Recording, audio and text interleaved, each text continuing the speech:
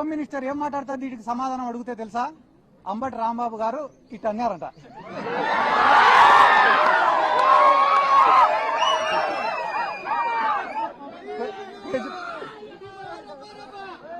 ప్రజలకు ఉపయోగపడే సమస్యలు 100 అడిగితే దానికి సమాధానం చెప్పకుండా అంబటి రాంబాబు గారు ఇట్ అన్నారు. అది దేనికి సంకేతం ఇస్తున్నాడు అంబటి రాంబాబు గారు అని అంటున్నారు. చెయ్యి అయినది, గడ్డం అయినది. అంటే ఈ రాష్ట్రంలో తెలుగుదేశం వాళ్ళు చేసేది ఏమరా అంటే మంచి సబ్జెక్టును అంతా పక్కకు దుబ్బేసి పనికి మాలినది ఒక్కటి పట్టుకుంటారు. ఈ రోజు వాళ్ళు ఏమనుకుంటున్నారు టీడీపీ వాళ్ళంటే అంబటి రాంబాబు గారిని ఇబ్బంది పెడుతున్నాం, బాధ పెడుతున్నామని అనుకుంటున్నారు. కానీ అంబటి రాంబాబు గారు ఏమనుకుంటున్నారు, నేను వైఎస్ఆర్ కాంగ్రెస్ పార్టీ కోసం పోరాడతానా, అందుకు నేను గర్వపడుతున్నా అనుకుంటున్నాడు. ఆయన అట్లా అనుకునే రోజులు మీరు ఆయనను బాధ పెట్టేది లేదు, ఆయనను పీకేది కూడా లేదని చెప్పి జీవితంలో ఎప్పుడైనా ఒకటి ఉంటుందన్నా, ఏంది రాది అంటే మనం చేసే తప్పులు మనకు చాలా చిన్నగా కనిపిస్తాయి, కానీ ప్రపంచానికి చాలా పెద్దగా కనిపిస్తాయి. అదే రకంగా మనం చేసే మంచి మనకు చాలా పెద్దగా కనిపిస్తుంది, కానీ ప్రపంచానికి చాలా చిన్నగా కనిపిస్తుంది. ఈ రోజు కూటమి ప్రభుత్వం యొక్క పరిస్థితి ఏమరా అంటే పొద్దున్న నుంచి రాత్రి వరకు చేసేటివన్నీ కూడా తప్పులే, అయినా కూడా వాళ్ళ కళ్ళకు అవి కనపడ్డంలే. తిరుమల లడ్డు విషయమే దీనికి ఉదాహరణ. వాళ్ళ దృష్టిలో తిరుమల లడ్డు అనేది చాలా చిన్న విషయం, కానీ అది చిన్న విషయం కాదన్నా. పోయి వీళ్ళు వెంకటేశ్వర స్వామితో పెట్టుకున్నారు, నామరూపాలు లేకుండా పోతారు అతి త్వరలో అని కూడా ఈ సందర్భంగా నేను తెలియజేస్తున్నా. మనసుతో ఆలోచించే వాళ్ళు, మనస్సాక్షితో ఆలోచించే వాళ్ళు, దైవభక్తి ఉన్నవాళ్ళు, దేవుడి పైన నమ్మకం ఉన్నవాళ్ళు, జనసేన పార్టీలో కావచ్చు, తెలుగుదేశం పార్టీలో ఉన్న వాళ్ళు కూడా 80% మంది ఈ లడ్డూకు సంబంధించి వాళ్ళు చేస్తున్న తప్పుడు ప్రచారాలను ఒప్పుకోవడం లే ఈ రోజు.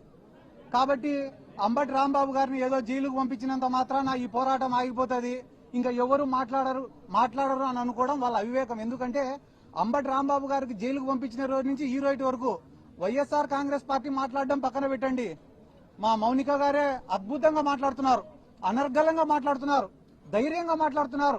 జరిగిన దాడి గురించి, జరిగిన అన్యాయం గురించి రాష్ట్ర ప్రజలకు స్పష్టంగా వివరించినారు. వాళ్ళు చేసిన పాపాల గురించి చెప్తే గానీ ఆడ సింహాచలం దేవస్థానం కాడి నుంచి, ఆడ కాశీబుగ్గ కాడి నుంచి, తిరుమలలో జరిగిన తొక్కిసలాట కాడి నుంచి, నిన్న శ్రీశైలంలో జరిగిన లాఠీ చార్జ్ వరకు వాళ్ళ గురించి చెప్తే గానీ రాష్ట్ర ప్రజలే ఎంటబడి తంతారని చెప్పి ఈ సందర్భంగా నేను తెలియజేసుకుంటూ, ఇక్కడ ఉన్న లోకల్ ఎమ్మెల్యే గారు కూడా మా అక్కకి రాజకీయం కొత్త అయినా కూడా చాలా స్పష్టంగా, నిదానంగా, క్లారిటీగా, ఎటువంటి భయం లేకుండా, వణుకు లేకుండా, తొణుకు లేకుండా, బెనుకు లేకుండా మాట్లాడిందంటే దానికి కారణం వాళ్ళలో తప్పు లేదు, నిజాయితీ ఉంది కాబట్టి.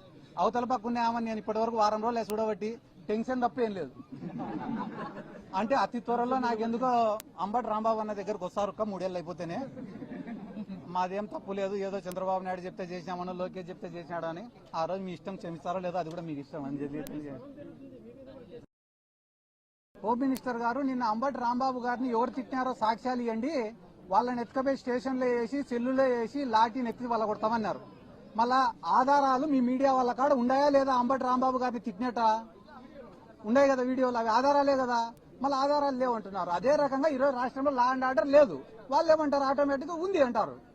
కాబట్టి వాళ్ళు ఎస్ అంటే మీరు ఎస్ అనాలా, నో అంటే లేకుంటే నీ పైన నా పైన కేసు.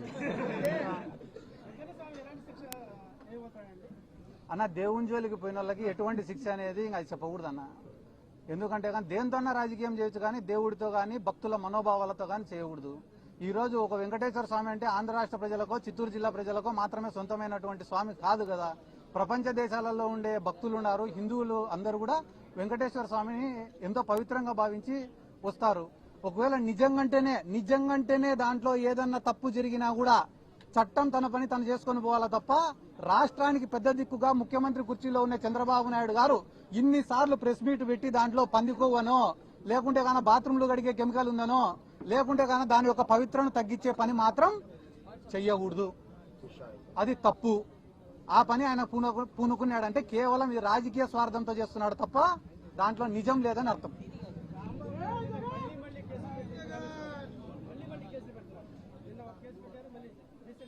అదే నేను మీకేం చెప్పినా, కేసులు పెట్టడం వల్ల అయ్యో నా పైన కేసులు పెడుతున్నారే అని ఆయన బాధపడితే మనం భయపడాలా. ఆయన కేసులు పెట్టే కొద్దీ నేను వైసీపీ కోసం పోరాడుతున్నా, నాకు ఇంతకన్నా గర్వం ఏముంది అనుకుంటున్నాడు. అంత వైసీపీ పైన అంత పిచ్చి అభిమానంతో ఉన్న వాళ్ళపైన ఎన్ని కేసులు పెడితే ఏమవుతుంది? మానుకో, తగ్గు, ఒప్పుకోరు. మీరు రఫా రాత్రి కూడా కన్నిగిస్తే ఈ మాట ఉంటే ఎవరు దాన్నైనా బాగుపడ్డ తెలియని పరిస్థితుల్లో ఉన్నారు. నీ యాస మానుకో. వచ్చి ఏం తిట్టిపోతావు? నా చేత కాదనుకుంటానవా? నీకన్నా బండ బూతులు వచ్చు, కానీ ఈ సమాజం ఒప్పుకోదు.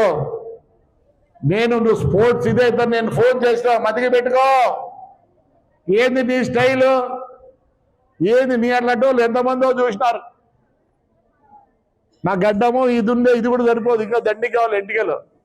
తగ్గించుకో Siddhartha Reddy. Your young, energetic, బాగుండు. మీ బండబూతులు నా దగ్గర ఉన్నాయి అన్నీ. నేను వచ్చి తిట్టమంటావా?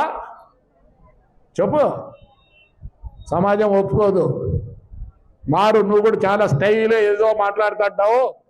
అవి పనికిరావు నాన్న, పనికిరావు. ఏం పేరు? ప్రసాద్. చాలా సార్లు మీ ముత్తాతలో తాతలో మర్డర్లు చేసి జైలుకి పోయిన కుటుంబం రా మీది. నువ్వేంద్రా నువ్వు ఊర్లో వాళ్ళ గురించి మాట్లాడేది, వేరే వాళ్ళ గురించి లఫుట్నాయాలా? ఆమాయన మీరు మాత్రం ఏమైనా జరిగినా మీరు ఏమైనా తిట్టచ్చు. మమ్మల్ని బ్రాహ్మణి గారిని తిట్టచ్చు, పురంధరేశ్వరి గారిని తిట్టచ్చు. నందమూరి ఫ్యామిలీలో ఎవరో చచ్చిపోతే నాకు పేరు గుర్తు రావట్లే, సర్వే నంబర్లు, దొంగ సర్వే నంబర్లు వేసి తగువైందని మీరు గందరగోళం చేశారు. పింక్ డైమండ్ ఈడు పుట్టోడు. ఈ పుట్టినాయాలు ఏం చెప్పాడు తెలుసు? పింక్ డైమండా? చంద్రబాబు నాయుడు బెడ్రూమ్లో ఉంది. ఇటు పోయి చూసి బాత్రూమ్. వైఎస్ఆర్సీపీ వాడిని, నీలాంటి వాడిని తన్నింది మీ కార్యకర్తలే కాదు. ఎక్కడైతే ఆంధ్ర రాష్ట్రంలో ఉండే ప్రజలు ఎవరైతే ఉన్నారో, మనం ఏ తప్పు అయితే చేశామో వాటన్నిటిని కూడా తెలుసుకొని ఫస్ట్ తన్నింది 2019లో ఎవరైతే ఓట్లేశారో తెలుసో తెలియకో ఒక్క ఛాన్స్ అడుక్కొని బొడ్డలు వేటు, కత్తిపోటు అని సృష్టించి ఓట్లేసుకొని ఎవరైతే గెలిచారో ఆ ఓటర్లే చొప్పు తీసుకొని చంప మీద కొట్టారు. ఆ చంప ఈ చంప అదరు కొడితే లోపలుండే పుళ్ళు కింద పడితే ఏరుకోవడానికి ఇప్పటికి కూడా టైం దొరకట్లే. కాబట్టి వైన్ షాపుల గురించి, టెండర్ల గురించి మాట్లాడే హక్కు నీకు లేదు. గుర్తుపెట్టుకో. 151 సీట్లు మీకు ప్రజలు అప్పగిస్తే మధ్యలో 5 పోయి 11 నుంచి వచ్చినాయి. కాబట్టి అర్థం చేసుకో, సమీక్షించుకో. ఎందుకు ఓడిపోయావో కూర్చొని ఆలోచించాలి తప్ప ఇలాంటి నెబ్బ ప్రెస్ మీట్లు పెడితే